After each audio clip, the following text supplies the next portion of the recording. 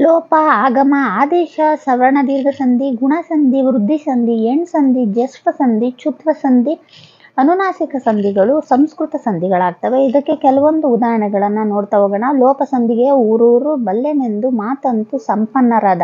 ಆಗಮ ಸಂಧಿ ಕೈಯನ್ನು ಮಳೆಯಿಂದ, ಶಾಲೆಯಲ್ಲಿ ಮರವನ್ನು ಮಗುವಿಗೆ. ಆದೇಶ ಸಂಧಿ ಮಳೆಗಾಲ, ಮೈದೂರು ಬೆಂಬತ್ತು, ಕಡವೆತ್ತು, ಮೆಲ್ವಾತು. ಸವರ್ಣ ದೀರ್ಘ ಸಂಧಿ ಮಹಾತ್ಮ, ಗಿರೀಶ, ಸುರಾಸುರ, ವಧೂಭೇದ.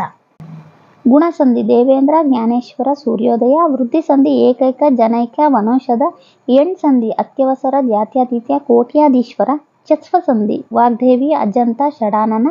ಶುತ್ವ ಸಂಧಿ ಪಯಶ್ಚಯನ, ಅರಶ್ಚಂದ್ರ.